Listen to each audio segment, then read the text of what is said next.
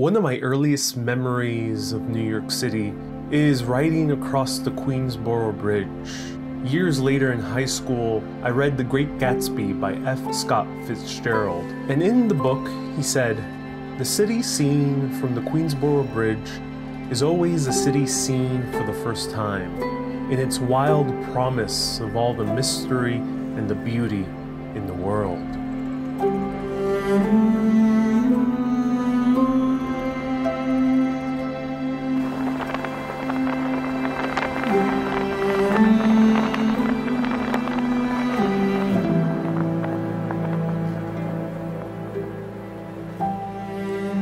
The city that never sleeps has now fallen asleep. Roads are empty, the streets are devoid of pedestrians, everything is quiet.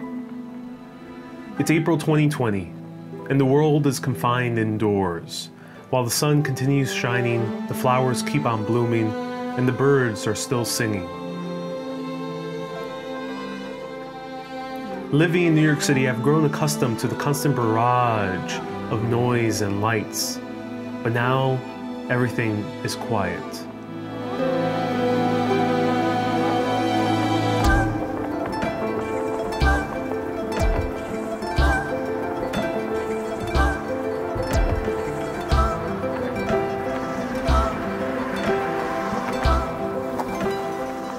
In the past few weeks spent in self-isolation, my dreams have become more vivid than ever before.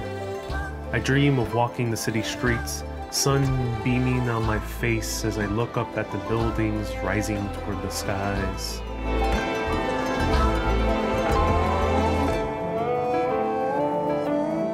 I dream of eating food in the restaurant, taking each bite in reverie as the cacophony of conversations from other restaurant goers surround me.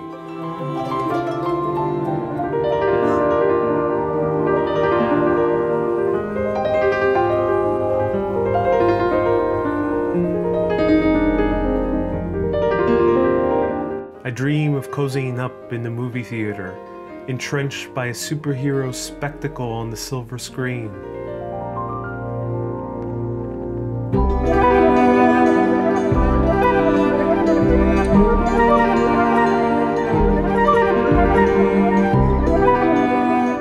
I dream of going on a date with a beautiful woman, caressing her hand over drinks as we converse the night away.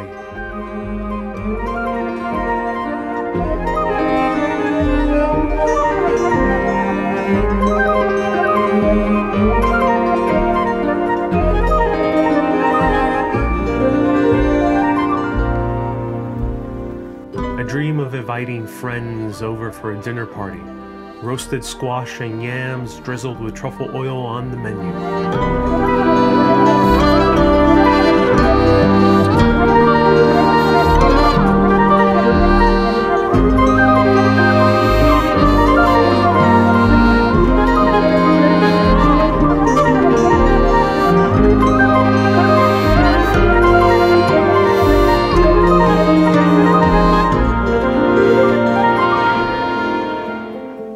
I dream of hugging friends as we greet each other in an event, seeing the smile in their faces right in front of me.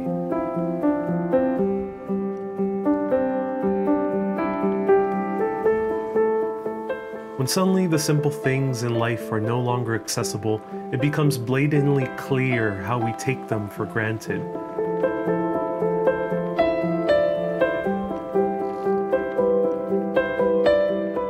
We treat hugs, walks through the city, hand-holding on a date, theater cozying, and eating with friends as though they were things that will always be there. But as we're experiencing right now, they won't always be there. They might be snatched away from us due to an invisible threat that we don't fully understand.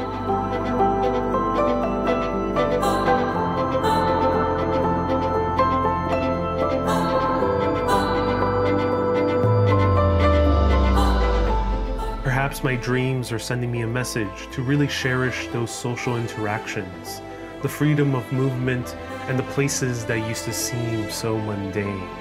Just like the Queensboro Bridge, a bridge that isn't usually a favorite among locals nor travelers alike. a bridge often seen as a place to merely go from A to B, but never really appreciated for the engineering marvel it is. Perhaps this is an opportunity to really miss those moments, for when they come back to our reality, they will feel more vivid than ever before.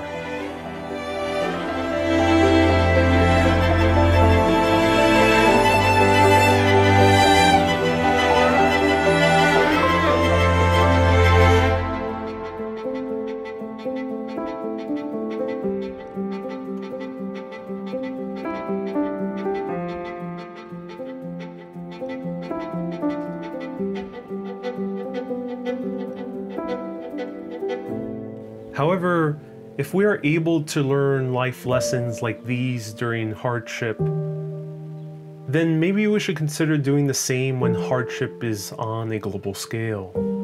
We have the choice, both as individuals and as a global community, to enact the biggest changes that will make our world a better place. We have to really ask ourselves, do we want to continue living in cities and using public transportation that is left dirty for months at a time? Do we want to live in a world overrun with plastic and chrome, whilst ignoring natural materials like wood and stone?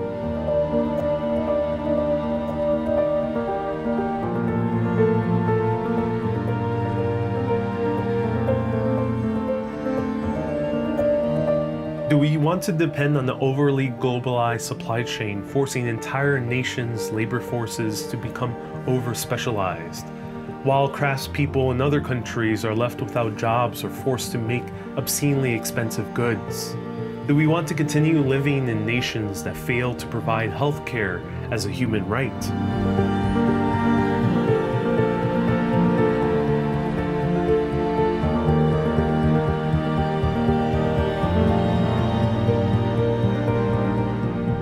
Do we want to allow corporations to hoard all the money made from massive amounts of data collected by the people? The corporations earning hundreds of billions of dollars while the people earn nothing.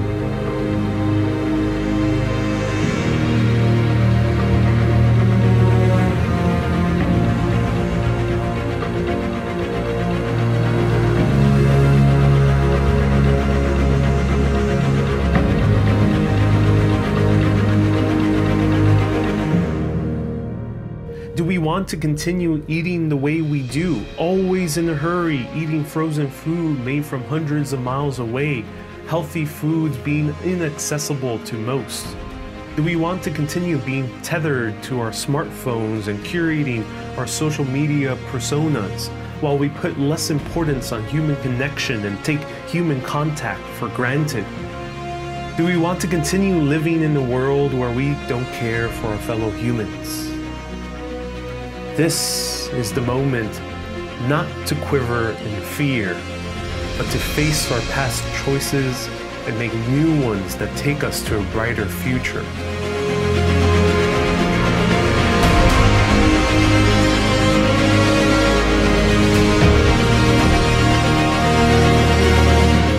Don't wait for our governments nor mass media to tell you what to do.